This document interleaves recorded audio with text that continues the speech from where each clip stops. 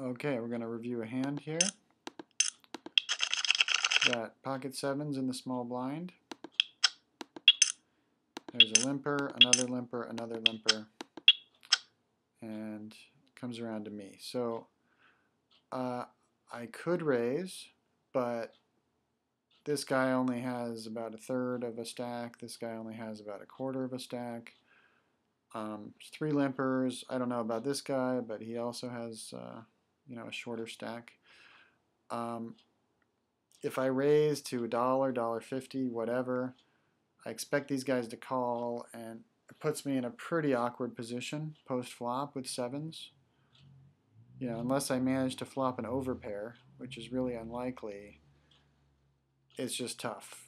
It's easy to get pot committed against guys with these stack sizes, but flop comes queen high, and what are they getting it in with? So I think given their stack sizes, it's better to just call here, just because raising would get me in a lot of trouble.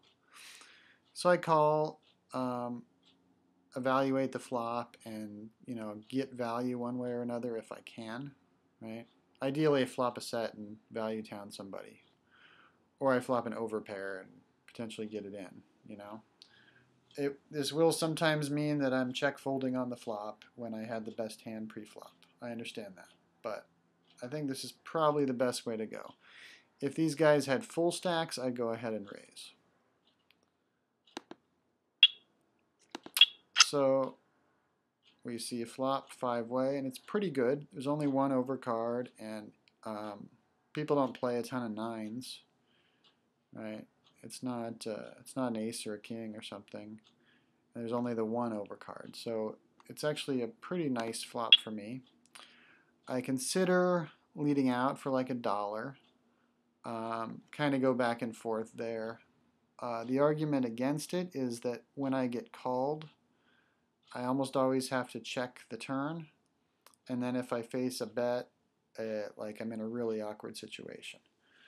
I mean, I guess I could do what fish do and lead out really small. Bet small on the flop, bet small on the turn, and just try to like blocker bet my way to the river. But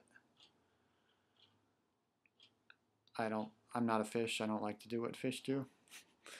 So I decided to check here. Against fewer opponents, I'd be more likely to bet.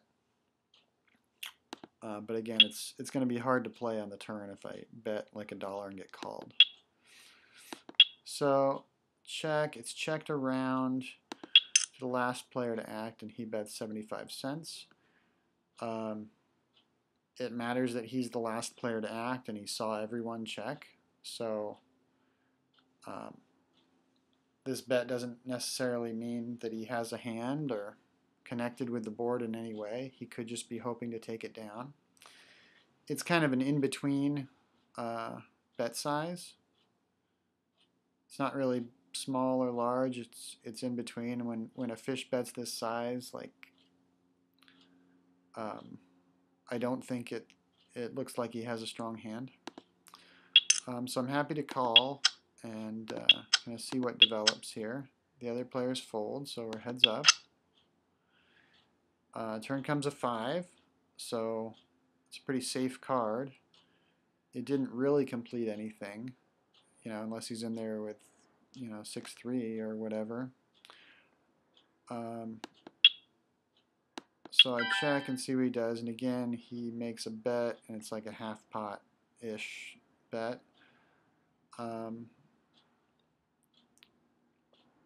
Again, I'm just not convinced. Like, if he really had a hand that he liked, I feel like he'd be betting larger. Or he'd bet like conspicuously small before the river and then overbet it on the river or something. These in-between bets just look sort of like he's not sure what he's trying to do here. Or he's not sure how much he likes his hand. So call again, and a 6 comes on the river. Now, these guys, these passive like I'm making a lot of assumptions about him based on his stack size and the fact that he's playing in these games. He looks like a weak player who's loose and passive. These guys in general, these stations as well as the nits, they just can't bet for thin value, right? Except the stations will like min bet. You know, like if he had a 9 here, he'd now be scared of a straight. If he was out of position, he would probably bet really small. Given that he has position on me, I would expect him to check back if he has just a 9. Again, that's probably true of like 80 to 90% of the players in these 25 NL games. They just wouldn't be able to bet even with ace 9 here. So when I check and he bets half pot again, even though it's only half pot and it looks like he could be going for value with like king 9 or something, the way the board ran out, I just don't see him doing that. I think he would check back with a 9 a lot. You know, if he has 9-6 or something, okay, maybe he'd bet. But I think these guys are just afraid of a straight, even though it makes no sense for me to have a straight, really, or it's not likely.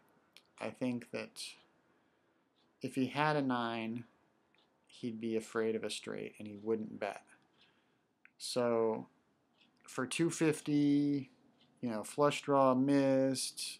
I haven't shown any strength in the hand. He may just be continuing to bet, hoping to win. I'm going to look him up here. I call, and he was just airballing with Jack 10. It could have developed better for him if an 8 or a queen came or a diamond on the turn. But it didn't, and he just kept betting. So I like my line. I mean, obviously it worked out well, but I don't see getting much out of this guy if I had bet the flop. So I think I got max value playing it the way I did. And it's a significant hand because I think a little too often I assume that these guys don't bluff. And clearly they do bluff.